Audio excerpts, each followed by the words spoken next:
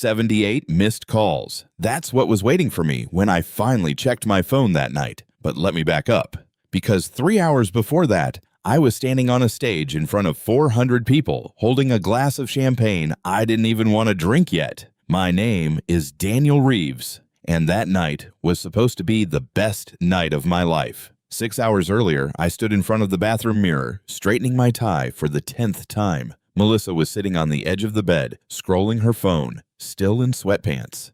"You're not dressed," I said. "Daniel." She didn't look up.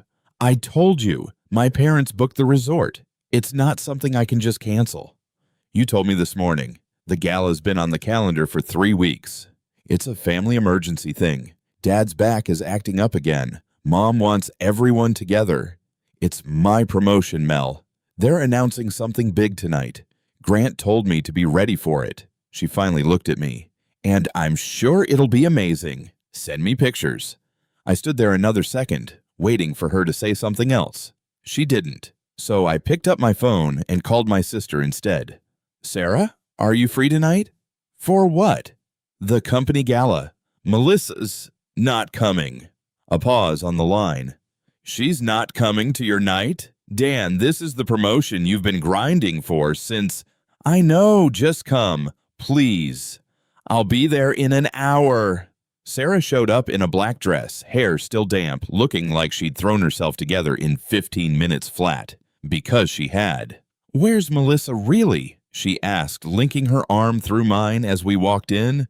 "Resort trip with her parents." "Tonight? Of all nights." "Sarah, don't. I'm not saying anything." She squeezed my arm. "I'm just saying I noticed." The ballroom was packed. Colleagues, executives, people I'd worked with for a decade. Grant Holloway, our CEO, found me near the bar about 20 minutes in.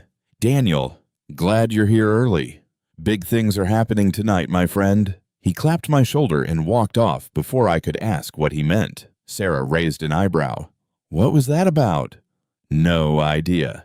I found out 40 minutes later, standing under the stage lights with a microphone pointed at Grant. "This company doesn't just reward performance," Grant said, addressing the room. "We reward the people who carry it. Daniel Reeves has closed more revenue this year than any director in company history. Effective tonight, he's stepping into Senior VP of Sales, and the board has approved a $500,000 bonus and equity package to go with it." The room erupted. Cameras flashed. Someone was filming for the company's live stream. I stood there, stunned, shaking Grant's hand, hearing applause I couldn't fully process. I looked out into the crowd for Melissa on pure instinct, forgetting for a second she wasn't there. Sarah was standing front row instead, clapping so hard her palms must have hurt, tears in her eyes. After the applause died down, I stepped off stage and immediately pulled out my phone. I had to tell Melissa. This was our moment too, whether she was here or not. I called her, straight to voicemail. I called again.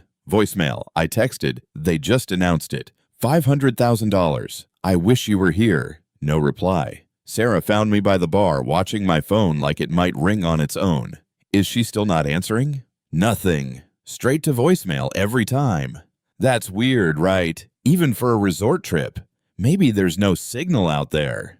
Sarah didn't say anything. She just gave me a look, the kind she'd been giving me for months. Every time Melissa's name came up, I ignored it, like I always did. We stayed another 2 hours. I shook hands, took photos, and accepted congratulations from people I barely knew. By the time Sarah drove me home, it was almost midnight, and the adrenaline had worn into exhaustion. I didn't check my phone again until I was standing in my own driveway. When I finally did, my hands actually went cold. 78 missed calls, all from the same 3 numbers, Karen, Robert, and Melissa. And underneath them, one text message sent 40 minutes ago from Karen, Melissa's mother. "Daniel, call me the second you see this. Please. It's urgent." My hand was shaking when I called back. Karen picked up before the first ring even finished. "Daniel!" "Oh, thank God." Her voice was wrecked, like she'd been crying for hours. "You need to come home. Not your house. Our house. Now." "Karen, what's going on? Where's Melissa? Is she okay?" "She's... Just come, Daniel. Please. I can't do this over the phone." "You're scaring me. Tell me she's not hurt. She's not hurt. A pause. It's not that kind of emergency. Then what kind is it? Silence. Then, just come, Daniel. Robert wants to talk to you too. The line went dead. Sarah was still in the driver's seat, hadn't even pulled out of my driveway yet. She looked at my face and killed the engine. What happened? I don't know. Karen's hysterical, says I need to come to their place. Now. Not the resort? She didn't say anything about a resort. Sarah's jaw tightened. Dan, I need to tell you something, and I need you to not lose it on me. Sarah, I've had a bad feeling about Melissa for months. The late work calls, the trips with her parents that never made sense. I didn't say anything because I didn't have proof, and I didn't want to blow up your marriage over a feeling. My chest went tight. Say what you're trying to say. I think something's really wrong, and I think you're about to find out what. I didn't answer. I just told her to drive. We didn't go to Karen and Robert's house first. We went to mine. I needed my laptop, my head, 5 minutes to breathe before whatever was coming. The house was dark when we walked in. Melissa's car wasn't in the driveway, hadn't been all day, which made sense if she was at the resort. But something felt off the second I stepped through the door. Her laptop was open on the kitchen island, screen still lit. I almost didn't look. I told myself it wasn't my business, that I should just call Karen back and go to them like she asked. But Sarah was already standing next to it, staring at the screen, completely frozen. Dan! Something in her voice made my stomach drop before I even looked. The laptop wasn't just open, it was a mid-video call, frozen on a paused frame like it had disconnected or lost signal. But the last visible frame was still sitting right there on the screen. Melissa's face close to the camera, laughing at something. And across from her, in a hotel room I didn't recognize, was a face I knew immediately. Chris Dalton, my college roommate, my groomsman, the guy who gave a toast at my wedding about how lucky Melissa was to have found someone like me. Now an executive at Bramwell Corp, one of our biggest competitors, sitting in a robe, in a hotel room, on a video call with my wife, while she was supposedly at a resort with her parents. I stood there staring at the frozen screen, feeling something in my chest crack straight down the middle. Sarah grabbed my arm. Daniel, that's not a resort room, I said quietly. No, it's not. My phone buzzed in my pocket. Karen again. I didn't answer it. Instead, I clicked the trackpad. The call reconnected. Melissa's face filled the screen again, mid-laugh, mid-sentence, before she registered who was actually looking back at her. Oh my God! Her whole expression collapsed. Daniel, wait, that's not... I can explain. Behind her, Chris's face went white, and that's when I heard Karen's voice again. Not on the phone this time. Real. Behind me. She was standing in my doorway, out of breath, Robert right behind her. Daniel, Karen said, chest heaving. I need you to let me explain everything before you do anything you can't take back. I turned around slowly. Karen was standing in my own doorway like she had every right to be there. Robert stood a step behind her, unable to meet my eyes. You have a key to my house? Was the first thing out of my mouth. That's not important right now. It's very important right now, Karen. On the laptop screen behind me, Melissa was still talking, her voice tinny and frantic. Daniel, please, just listen.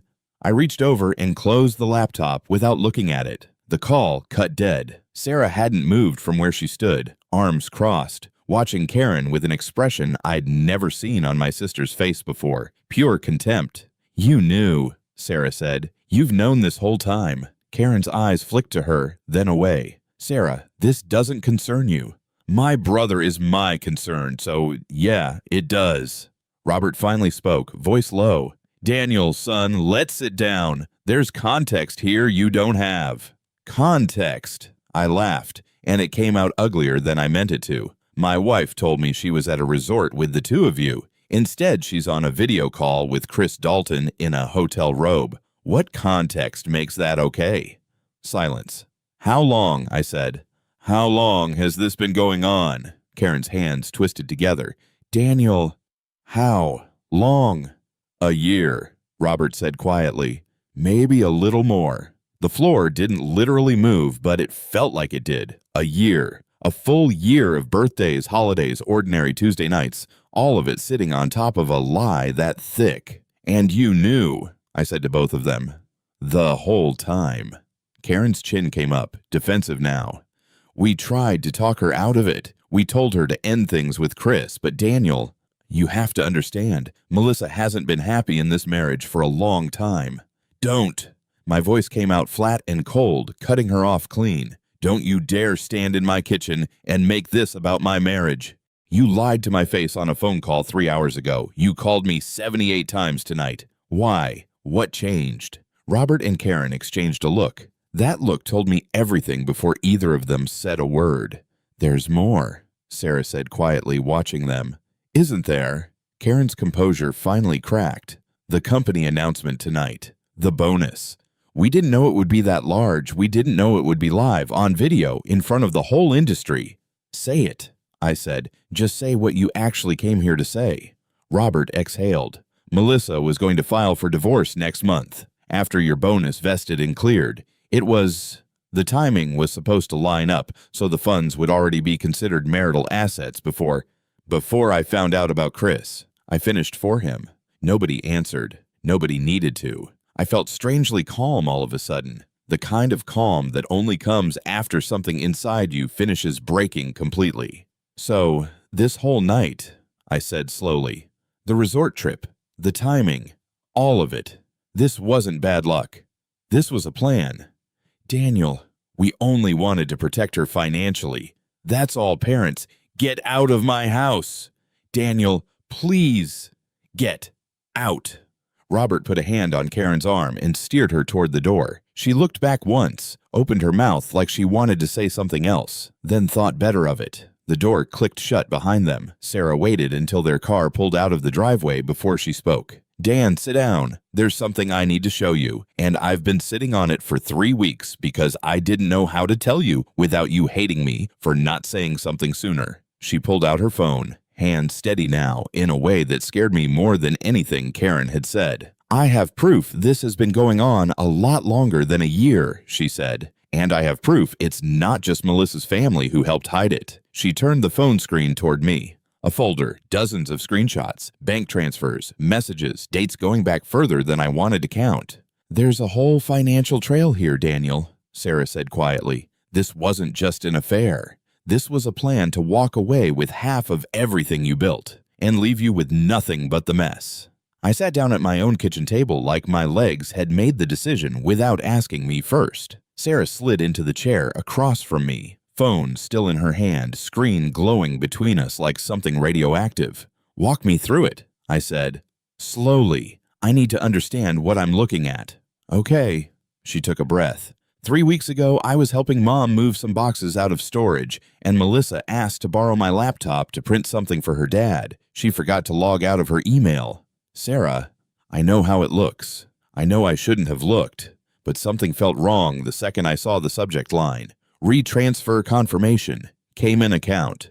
You don't get an email like that from your own bank, Dan. She swiped to the first screenshot. A transfer confirmation. $40,000 moved from a joint investment account, one I didn't even remember existed, opened under both our names 3 years ago for retirement planning, according to Melissa at the time, into an account with routing numbers I didn't recognize. That's our money, I said quietly. It's the first of 6 transfers, all under $10,000 at a time, spaced out over 4 months, small enough that they probably hoped you'd never notice them on a statement. Structuring, I said, numb. That's what that's called. Structuring transactions to avoid detection. I don't know the legal term, I just know it's wrong. I flipped to the next screenshot.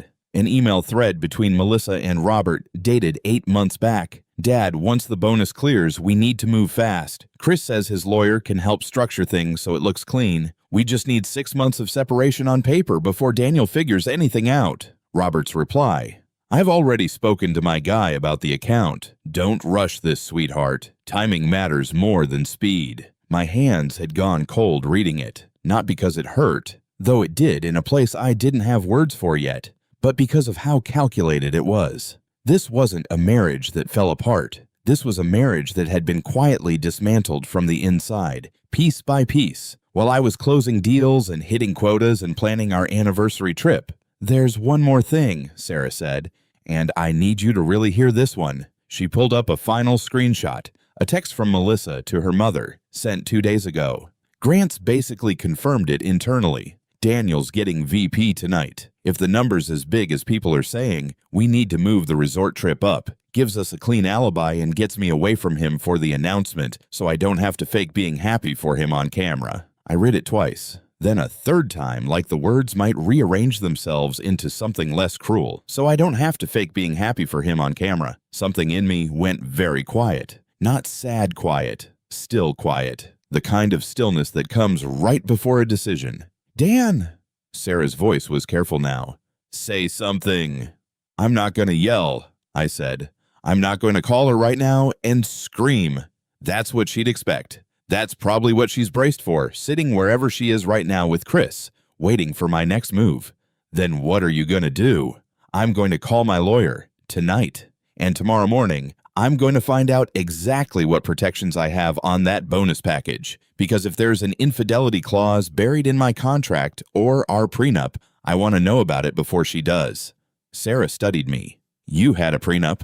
Melissa insisted we didn't need one, said it would jinx us. I let out a short, humorless laugh. Guess I know why now. So, what? You're just going to sit on all of this? Pretend you don't know? For now. I closed her laptop screen for the second time that night, this time with a strange, deliberate calm. If they think they're still ahead of me, they'll keep making mistakes. I want to see exactly how far this goes before I make a single move they can see coming. Sarah leaned back, studying me like she was seeing a different version of her brother than the one who walked into that gala 6 hours ago. You scare me a little right now, Dan. Good, I said, because for the first time tonight, I'm not the one who should be scared. My phone buzzed on the table between us. A text from Melissa. Hey, I'm coming home tomorrow morning. We need to talk about tonight. I love you. Please don't shut me out. I stared at the message for a long moment. Then I typed back 3 words, calm and simple, nothing more. See you then. Sarah watched me hit send, eyebrows raised. That's it? See you then. She wants to come home and act like nothing happened, I said, setting the phone face down on the table. So that's exactly what I'm going to let her think is happening. Melissa came home at 10 a.m. the next morning, dragging a suitcase she clearly hadn't packed for any resort, wearing sunglasses indoors like she'd been crying the whole drive back. I was sitting at the kitchen table with coffee, freshly showered, dressed like it was any normal Sunday. Daniel! She set the suitcase down slowly, watching my face for a read she wasn't getting. About last night. You look tired, I said. Rough trip? She blinked, thrown off by how normal I sounded. The video call, that wasn't what it looked like. Chris and I were talking about a work thing, and it got out of hand, and I panicked when I saw you on the screen because I knew how bad it would look. Okay, I said. She stopped mid-sentence. Okay. Yeah, okay. I believe you had an explanation. I took a sip of coffee. You want breakfast? I was about to make eggs. She stood there for a long moment, clearly expecting yelling, or crying, or an ultimatum. Anything but a husband calmly offering her breakfast the morning after she was caught on camera in another man's hotel room. You're being weirdly calm about this, she said carefully. I had all night to think, I said. I decided I don't want to blow up our marriage over something I didn't get the full picture of. I love you, Mel. I want to understand what happened before I do anything rash. Something in her shoulders visibly relaxed. She actually smiled, small, relieved, victorious in a way she didn't bother hiding well enough.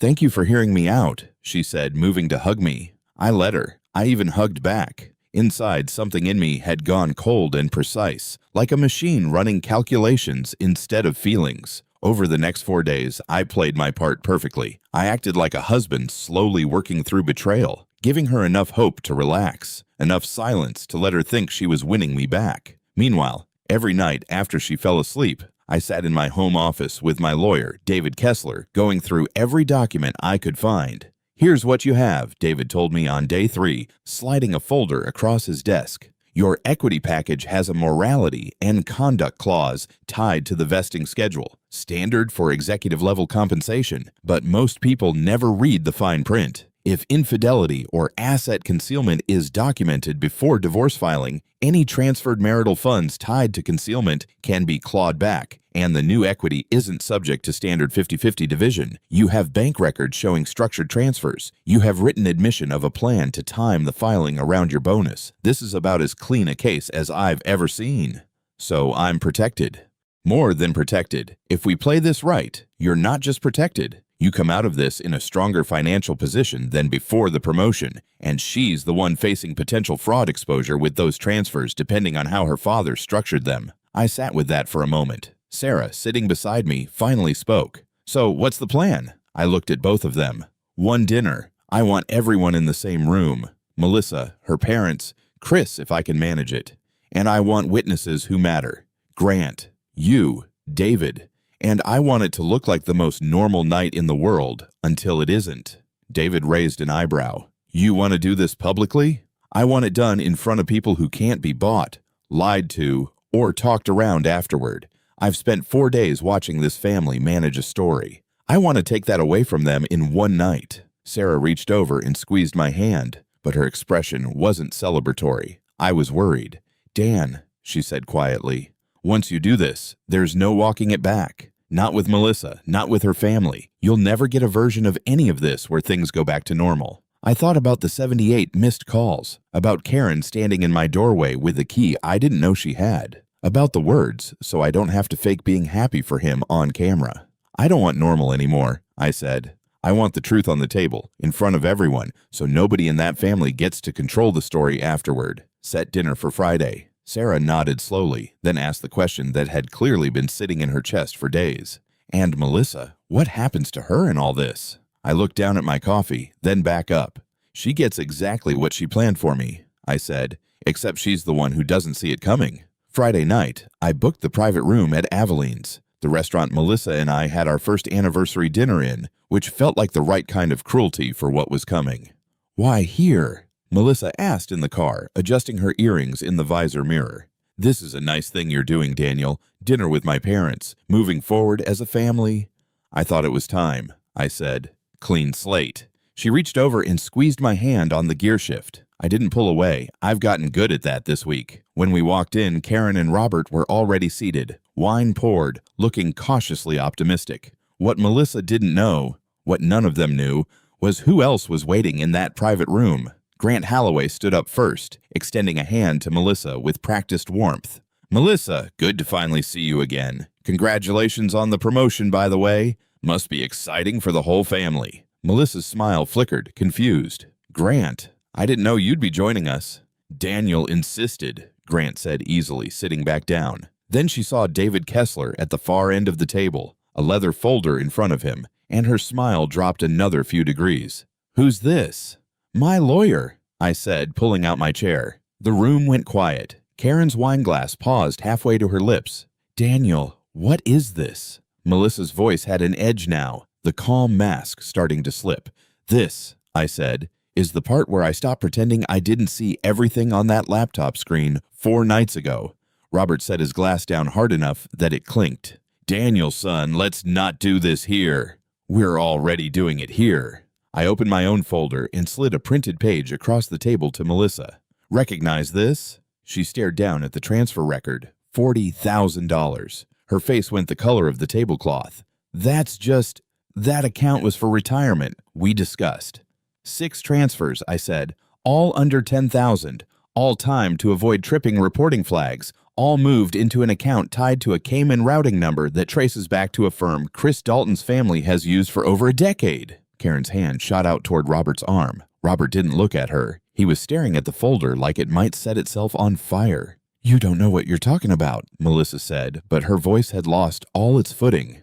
I know you were planning to file for divorce next month, I said. After my bonus vested, I know your parents helped you structure transfers out of our joint accounts for months in advance, and I know you skipped my biggest night at that company so you wouldn't have to, and I, quote, fake being happy for him on camera.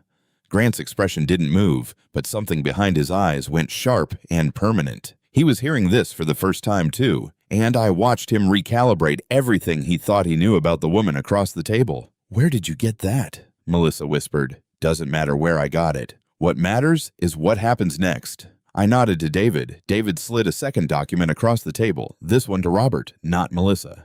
Mr. Whitfield, I should let you know that the transfer structuring documented here may fall under federal reporting requirements, depending on how these accounts were opened and titled. My client isn't pursuing criminal referral tonight, but that door doesn't stay open indefinitely. Robert's face had gone gray. Karen finally broke, voice cracking. We were just trying to protect our daughter. You lied to my face in my own kitchen, I said. Both of you. For a year. Daniel, please. Melissa reached for my hand across the table. I let her hand land on the tablecloth without meeting it. I'll end it with Chris. I'll do whatever it takes. Please, just give us another chance. We can go to counseling. We can... I already filed, I said quietly. The table went still. What? Her voice was barely a whisper now. This morning. David filed the paperwork. Every transfer is documented, every email, every message. The infidelity clause in my equity contract is airtight. The bonus stays exactly where it is, untouched, unshared. I'm not here tonight to negotiate anything, Mel. I'm here because I wanted you and your parents to hear it from me, in front of people who'd remember it accurately, instead of whatever version you were planning to tell everyone else. Melissa's composure finally shattered completely. Tears running freely now, mascara streaking. You planned this. This whole week. The calm, the breakfast, all of it. You were just waiting? Yes, I said simply. Exactly like you were.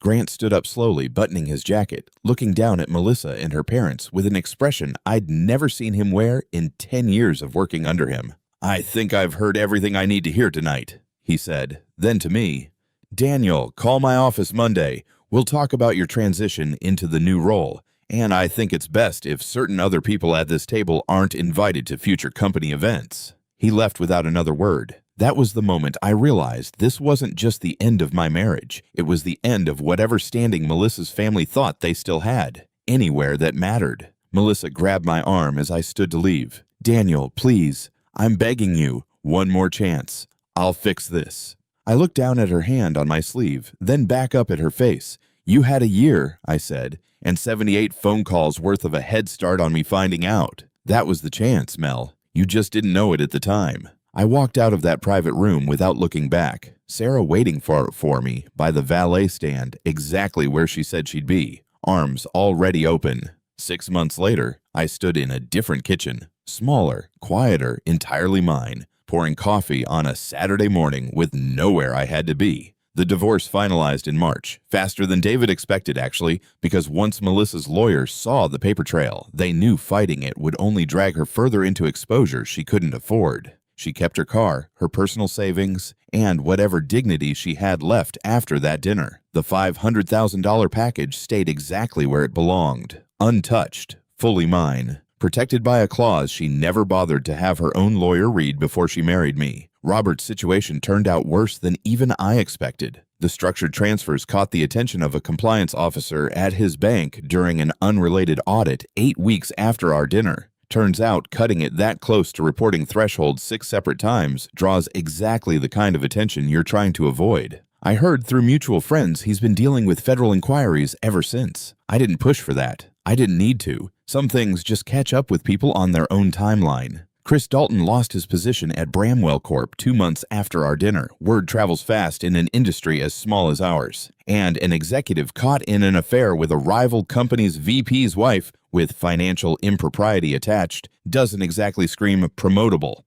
Last I heard, he and Melissa were still together, living in a much smaller apartment than either of them was used to. Karen still calls Sarah sometimes, trying to find a way back into some version of the family. Sarah doesn't answer. Have you ever missed her? Sarah asked me that Saturday morning, sliding onto the stool across the kitchen island, stealing my coffee before I could stop her. Sometimes I miss who I thought she was, I said, not who she actually was. Fair distinction. I looked at my sister, the one person who showed up on the worst night of my life without hesitation, who sat in a lawyer's office at midnight helping me build a case instead of just offering sympathy, who never once said I told you so, even though she absolutely could have.